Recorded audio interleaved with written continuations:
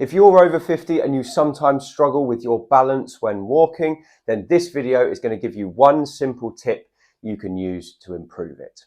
If you don't know who I am, my name is Harlow and I'm the over 50s specialist physio here at HT Physio in Farnham. And today I'm going to be giving you one simple tip to improve your balance when you walk. Now, walking is one of the favourite hobbies of many of my clients, but the problem is when they come to see me, they often say, I've been walking recently, but my confidence is going downhill. I feel like I might tip forward. I feel like I might lose my balance. And as a result, I'm not going out of the house as much and I'm not taking part in this hobby as much as I would like. Now, when I see these people, it's pretty common for me to spot one thing that they're doing wrong, which is leading to all kinds of problems with their balance. So I'm going to show you what that thing is and then how to fix it. Now, to understand this problem that many of these people have, we need to understand a concept first called center of gravity. And the center of gravity is a term that's used to describe the area in or outside your body where gravity is focused. So I've got an image that's going to show you exactly what I mean here. So this is an image I drew earlier, and we've got the red spot here and here, which shows center of gravity in two different positions. So this is a normal walking posture, someone walking upright. Excuse the rubbish drawing, but basically you can see the person has good posture and the red spot is right in the middle of their body, slightly towards the front, which means they have some forward momentum, but they're perfectly in balance.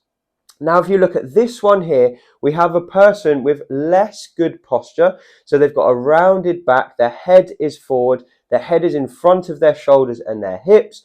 And what that has done is it's brought their center of gravity forward, and now it's in front of their body, quite a long way out ahead of them. Now, this can be a problem for people because it now means that everything that's happening is pulling you forward, and this kind of posture can lead to people feeling like they're going to be off balance and tip forward. So this is the kind of posture we often see in people who end up falling in front of them and either breaking a wrist or hurting themselves in a different way. So now I've added something to this picture, and you can see from my very crude drawing here, what I've tried to represent is where these people's eyes are looking when they walk. Now you can see that this person with the upright posture is looking about 15 feet ahead of them at the floor. So their eyes are up, they're still scanning around, but they're not looking down at the floor. Whereas this person here is looking about 2 or 3 feet ahead. So their eyes are down, which brings their whole body forward, and that's what happens with the center of gravity. So the big tip I have for you today is what to do with your eyes when you walk. I'm going to demonstrate it to you properly in a standing position now, so hopefully you can use it to help you improve your balance when walking. So now I'm going to demonstrate the issue I see with many people when they walk and they feel like they're off balance and how to fix it. So as we said earlier in the video, our center of gravity when we're stood stable is usually around here. So it's right in the middle of my sort of solar plexus area. And you can imagine that you've got your center of gravity in a good position if you could say that someone could come up to you, give you a shove, and it would be difficult for them to move you. So imagine I've got someone who's walking around me, just pushing me like this. And even if they use one arm to push me, whichever way they push, I'm still going to be pretty stable.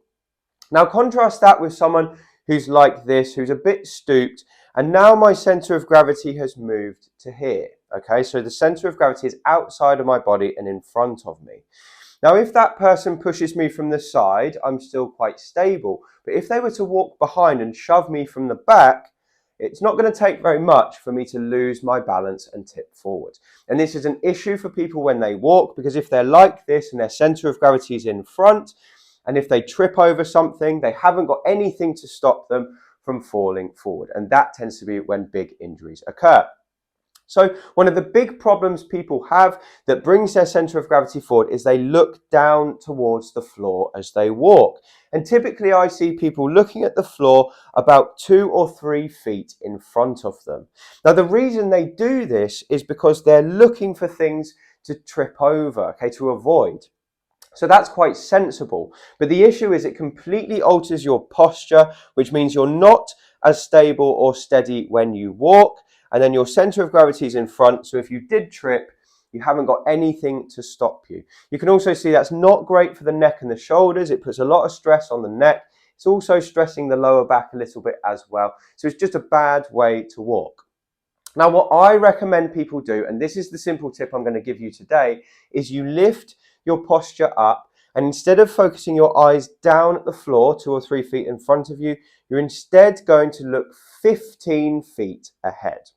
And when we say 15 feet ahead, what we're talking about is at the floor 15 feet ahead of us. And the reason we want to do that is because then we're still taking in what's in front of us on the floor, so we're less likely to trip, but we've lifted our posture up and we've allowed ourselves to bring our center of gravity back inside us. So the difference between looking 2 or 3 feet ahead is here, and then 15 feet ahead is about here. So when I walk with 15 feet ahead, obviously I'm changing what I'm looking at as I walk, but we're keeping our gaze about 15 feet ahead. And your brain has got a very clever mechanism inside it where it can remember everything that's in front of us around 10 or 15 feet.